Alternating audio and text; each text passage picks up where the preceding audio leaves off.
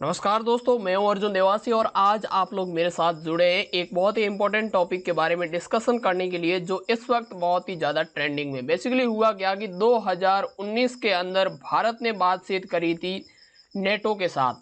तो बातचीत तो पहले हुई थी, लेकिन ये रिवील अभी हुआ है। तो इसके बारे में इंडियन एक्सप्रेस ने एक आर्टिकल भी छापा है और यहाँ पर इन्होंने कहा है कि एक्सप्लेन भी किया है कि वहाँ पर सिग्निफिकेंस क्या थे इंडिया की जो बातचीत हुई थी विद नेटो। तो बेसिकली इस पूरे मैटर के बारे में हम इस वीडियो में इन डेप्थ एनालिसिस करने वाले हैं। सो आशा करता हूँ कि ये वीडियो आप एंड तक जरूर देखेंगे। और हाँ, आप चाहते हैं कि ऐसी और वीडियोज आपको रोज मिलती रहे जो आपको जियोपॉलिटिक्स को समझने में काफ़ी हेल्प करे, तो आप इस चैनल से जुड़ जाए और इसे सब्सक्राइब जरूर कर दें। तो चलिए इस डिस्कशन को आगे बढ़ाते हैं और शुरू करते हैं आज का सेशन कि what is the significance of India's talk with NATO. Now basically ये बात आज कल नहीं हुई थी और ये बात हुई थी दिसंबर 12 2019 को। और ये कहाँ पे हुई थी? तो ये ब्रुसेल में हुई थी, जो कि नेटो का हेड क्वार्टर है। और ये आपको याद रखना है, ये बेल्जियम में है। आपको याद रखना है कि जो नेटो का हेडक्वार्टर है वो यूएस में ना होकर के बेल्जियम में है, और बेल्जियम की जो कैपिटल है ब्रुसेल, वहां पर जो नेटो का हेडक्वार्टर है। और ये बेसिकली बातचीत भी वही हुई थी। तो इस बातचीत के अंदर जो सीनियर ऑफिशियल हैं, और वो जो इंडिया की मिनिस्ट्री ऑफ एक्सटर्नल अफेयर है, यानी कि जो हमारा विदेश मंत्रालय है, और भारत की मिनिस्ट्री ऑफ डिफेंस यानी रक्षा मंत्रालय के लोग इसमें इन्वॉल्व थे। और फर्स्ट थिंग यहाँ पर इन्होंने क्लियर कर दी है कि यहाँ पर किसी भी तरह से कोई भी बायलैटरल कोऑपरेशन और मिलिट्री कोऑपरेशन को लेकर के कोई भी कमिटमेंट नहीं की गई है। ये बेसिकली एक पॉलिटिकल मीटिंग थी। तो इन डेप्थ एनालिसिस करेंगे इसके बारे में, पर उससे पहले जान लेते हैं कि नेटो है क्या। तो बेसिकली नेटो का पूरा नाम है नॉर्थ अटलांटिक ट्रीटी ऑर्गेनाइजेशन, और ये एक नॉर्थ एटलांटिक अलायंस के नाम से भी इसे जाना जाता है। और इसके 13 मेंबर स्टेट है, जो जिसमें से 28 जो मेंबर हैं वो यूरोपियन है, और 2 हैं वो नॉर्थ अमेरिकन है, जिसमें आपको पता ही होगा ऑफिशियली यूएसए और कनाडा आते हैं। तो इसका हेडक्वार्टर मैंने आपको पहले ही बता दिया था, ब्रुसेल बेल्जियम में है। और इसकी स्थापना 4 अप्रैल 1949 में हुई थी। और इसकी स्थापना कहाँ हुई थी? वॉशिंगटन डीसी, जो कि यूनाइटेड स्टेट की कैपिटल है, वहाँ पर हुई थी। और बेसिकली इसका हेडक्वार्टर आपको याद रखना है, कहीं पर भी पूछा जा सकता है कि नेटो का हेडक्वार्टर कहाँ है, तो आपको बताना है ब्रुसेल, जो कि ब्रुसेल बेल्जियम की कैपिटल है। तो चलिए आगे बढ़ते हैं। नाउ इस वीडियो में बात करें, हमारा पर्पस ही ये था कि what is the significance of India's talk with NATO. तो बेसिकली क्या मतलब था और किन किन टॉपिक्स पर यहाँ पर बातचीत हुई होगी।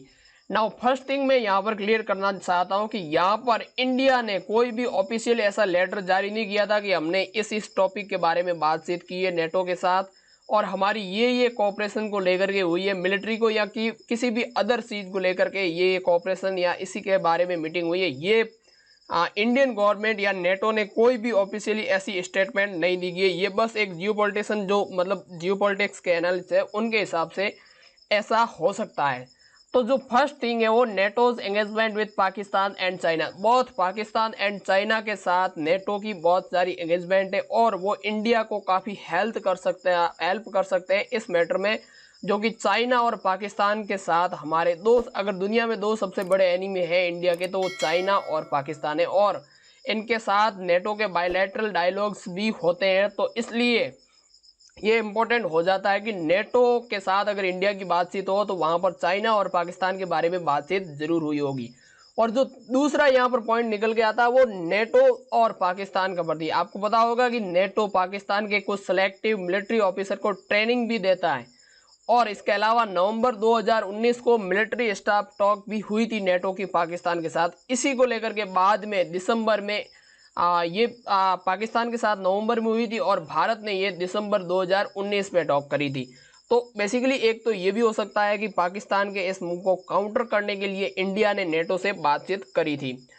नाउ इसके बाद आता है बैलेंस इन नेटोज प्रिस्पेक्शन। बेसिकली अब नेटो को अगर हम देखें, इस तरह से देखें कि जो नेटो का आर्टिकल है वो कहता है कि किसी एक नेटो देश पर हमला होना मतलब पूरे के पूरे नेटो पर हमला होना माना जाएगा, और नेटो इसमें इन्वॉल्व हो जाएगा।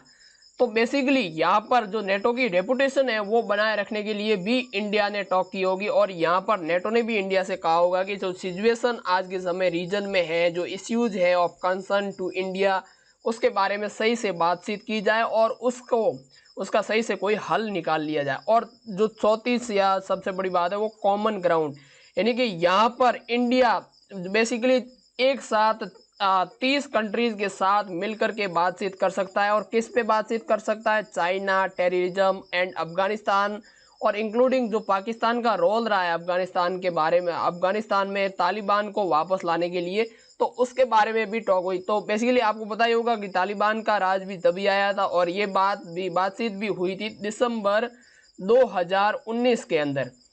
तो आप समझ ही सकते हैं कि उस वक्त भारत के चाइना के साथ रिलेशन तो उस वक्त बहुत ही ज़्यादा ख़राब थे। इवन मैं ये कहूँगा कि आज से भी ज़्यादा उस वक्त भारत के चाइना के साथ रिलेशन ख़राब थे। और दूसरा, हमारा हमेशा किसी भी अगर हम ग्लोबल प्लेटफॉर्म पे जाते हैं तो हमारा सबसे बड़ा मुद्दा रहता है टेररिज्म, जो बेसिकली पाकिस्तान स्पॉन्सर करता है, तो इसमें पाकिस्तान का रोल तो रहेगा। और जो लास्ट एंड महत्वपूर्ण इंपॉर्टेंट जो टॉपिक है वो है मैरीटाइम सिक्योरिटी। और ये एक प्रिंसिपल है क्योंकि मैरीटाइम सिक्योरिटी को लेकर के नेटो भी बहुत ही सेंसिटिव है। और इस पे कन्वर्जेशन जो इंडिया की नेटो के साथ हुई होगी, वहाँ पर एक कॉमन ग्राउंड डेवलप करने के बारे में हुई होगी, जहाँ पर मैरीटाइम सिक्योरिटी को लेकर के आसानी से एक नेटो और इंडिया के बीच कन्वर्जेशन हो सके। तो बेसिकली ये पॉइंट थे। अब इसका जियोपॉलिटिक्स पे क्या इम्पैक्ट पड़ने वाला है? तो जियोपॉलिटिक्स पे इसका इम्पैक्ट ये होगा कि इंडिया डायरेक्टली अब नेटो के साथ इन्वॉल्व हो रहा है।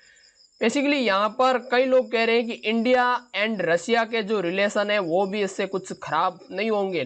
तो मैं यहाँ पर कहूँगा कि इंडिया और रशिया के रिलेशन इससे बिल्कुल भी खराब नहीं होंगे, क्योंकि हम यूएसए और रशिया दोनों के साथ डील कर रहे हैं। तो रशिया भी हमारी स्थिति समझ सकता है कि अगर हमें न्यूट्रल रहना है या रशिया के मैटर में हमें नहीं बोलना है, तो हमें यूएसए के साथ भी अपनी इंगेजमेंट बढ़ानी होगी। तो इसी को लेकर के रशिया अंडरस्टैंड हो जाएगा। और जियोपॉलिटिक्स में इसका ये इफेक्ट करेगा कि पाकिस्तान में जो मिलिट्री जो ऑफिसर है उनको ट्रेनिंग दी जाएगी। तो भविष्य में हो सकता है कि अगर ऐसा हो तो वो बंद भी हो जाए। हालांकि इसके चांसेस बहुत कम है, लेकिन हो सकता है ऐसी बात हो जाए। तो ये था इस मैटर के बारे में इन डेप्थ एनालिसिस। अगर आपको वीडियो अच्छी लगी हो तो अपने दोस्तों के साथ शेयर जरूर करिएगा और इस चैनल को सब्सक्राइब जरूर कीजिए, क्योंकि यहाँ पर आपको हमेशा जियोपॉलिटिक्स के रिलेटेड वीडियोज मिलती रहेगी। तो फिलहाल चलते हैं, मिलेंगे नेक्स्ट वीडियो में, तब तक के लिए जय हिंद।